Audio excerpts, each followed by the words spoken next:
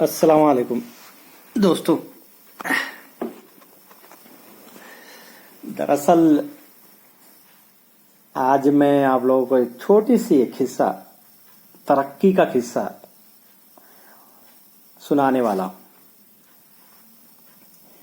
दरअसल बीजेपी आप लोगों को हमेशा ये बताते रहती है कि हम 3 ट्रिलियन हो गए,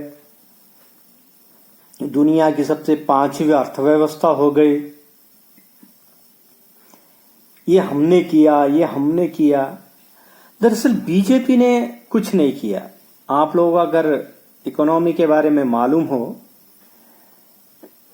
तो मैं आप लोगों को बता दूं, इकोनॉमी जो है वो खुद ब खुद स्टैब्लिश होते हुए अगर आज के दिन में बीजेपी कुछ भी ना करे ना, तो भी हम लोग तकरीबन 45-50 में सेकंड लार्जेस्ट इकोनॉमी हो जाएंगे। और इसका वजह यह है कि हमारी जो पॉपुलेशन है उस हिसाब से हमारी इकोनॉमी बढ़ते रहेगी।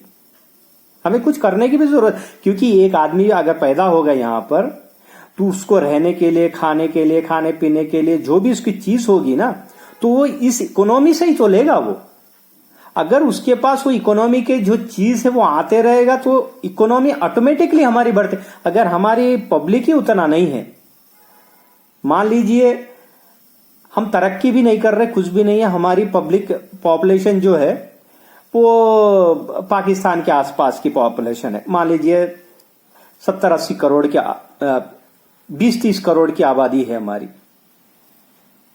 तो क्या हमारी इकोनॉमी तब भी 5 ट्रिलियन होगी? नहीं, क्योंकि हमारे पास कुछ है ही नहीं, काम ही नहीं है। यहां पर पॉपुलेशन के हिसाब से वो जितना ज्यादा पॉपुलेशन होगा, वो जितना काम करेगा वो बंदा, उस हिसाब से आपकी देश की इकोनॉमी उस हिसाब से लेवल पे जाएगा। मान लीजिए 10 लोग हैं, आपके आसपास 10 लोग हैं, 10 लोग काम करते ही नहीं है, कुछ भी नहीं करते, लेकिन फिर भी आपकी इकोनॉमी चलेगी। आप बोलोगे कैसा? वो तो काम ही नहीं करते। भाई काम तो नहीं करते, लेकिन 10 लोगों की जरूरत तो है ना। उसको कपड़ा चाहिए, रोटी चाहिए, मकान चाहिए, यहां वहां जाने के लिए कुछ चाहिए, तो उतना तो वो करेगा ही करेगा, काम ना करे। लेकिन वो 10 लोगों की जो इकोनॉमी है वो 10 में ही तो बटा रहेगा, बाहर नहीं जाएगा।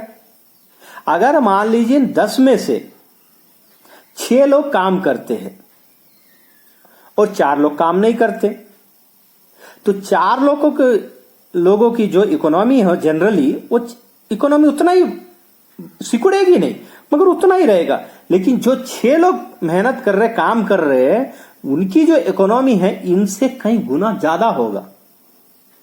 आप समझ रहे हैं ना?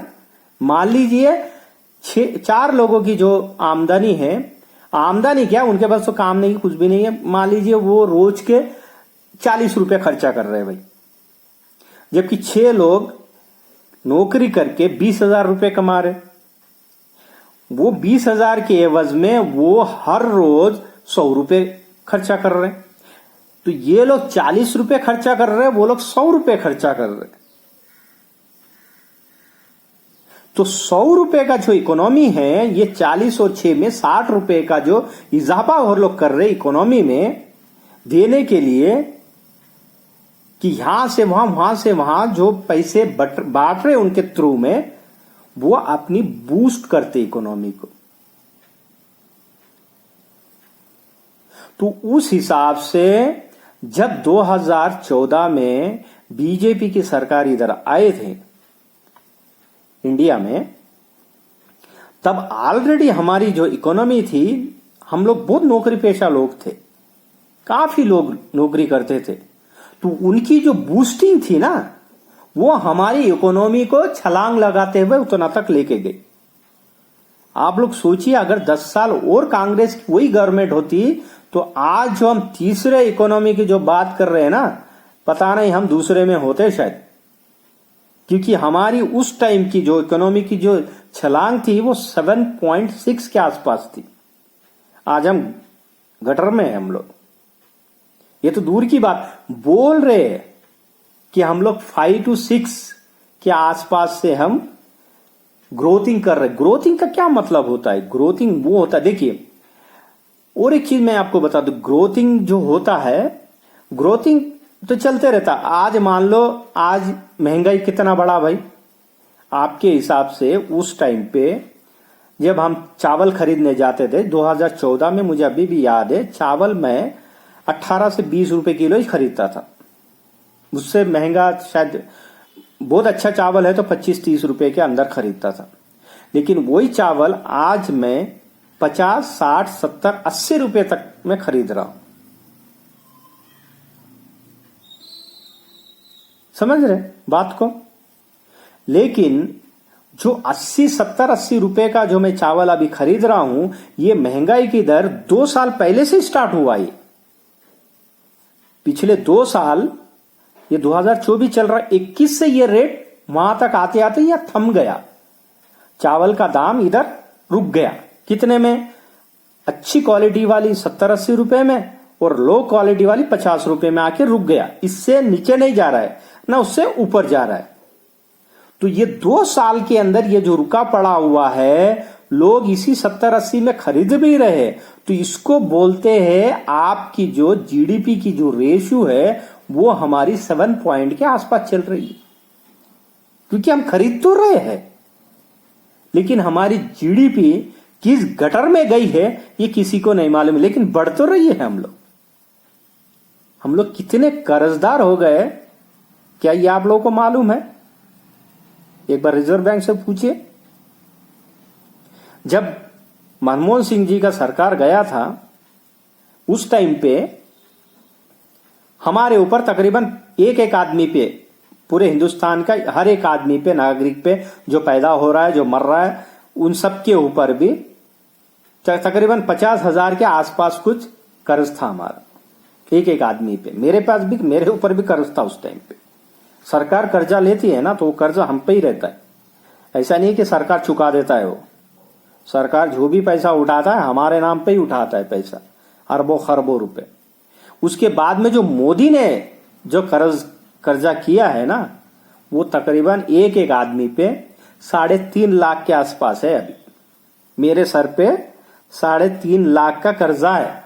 मैं अगर रोड पे खड़ा होके अपने आप को बेच भी दूं ना तो भी मैं उतना पैसा कमा नहीं पाऊंगा। तो ये हमारी हाल है अभी महंगाई की। यानी कि हिंदुस्तान की पब्लिक की कोई वैल्यूज नहीं है अभी।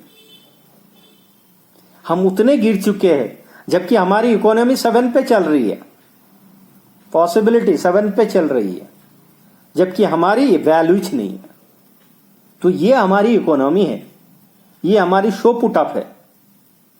देखिए, मोदी को कुछ लेना देना नहीं है ना, उसके सरकार में जितने भी मंत्री शंत्री बने उनको कुछ लेना देना नहीं है। वो लोग को सिर्फ इतना मालूम है कि पैसा इकट्ठा कैसा किया जाए। नोटबंदी में कौन ज्यादा पैसा कमाया होगा दोस्तों? सोचिए आप लोग जरा। जाहिर सी बात है बीजेपी वाले ही कमाए, अरबों खरबों रुपए कमाए, है कि नहीं? उसके बाद में जो बॉन्ड लेके आए थे, मौनी का पैसे का बॉन्ड, उसमें कौन कमाए भाई ज्यादा? वो भी उन्होंने ही कमाए। नोटबंदी किया, बॉन्ड लेके आए, सारे पैसे बीजेपी वालों ने कमाया भाई। अरबों खरबों रुपए कमाए लोगों ने, बीजेपी वालों ने। लेकिन इसके बारे में आप लोगों को कोई चिंता करने की जरूरत नहीं, क्योंकि वो हिंदू पार्टी है, वो एक हिंदू पार्टी है, हिंदू की रक्षक पार्टी है। तो वो जो करेगा वो सही करेगा, चाहे आपको गटर में क्यों ना डाल दे। और आप लोग गटर में गिर भी रहे हो। तो इस हिसाब से हमारी इकोनॉमी चल रही है।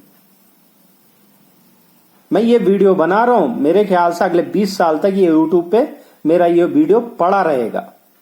देखने वाले देख लीजिए कि मैं ये क्या वीडियो बना रहा हूं आज के डेट में। फ्यूचर में आने वाले लोग इस वीडियो को देख के थोड़ा तो शर्म करेंगे भी कि ऐसा भी एक टाइम आया था जब बीजेपी की सरकार थी और मोदी देश का प्रधानमंत्री था, देश को जो है गटर में लेके जा रहे थे। और कई लोग ऐसे हैं कि अपनी तकलीफ बयां करना चाहते हैं मगर कर ही नहीं पाते। इसके बारे में आप लोग क्या सोचते हैं बताइए मुझे जरा। धन्यवाद दोस्तों।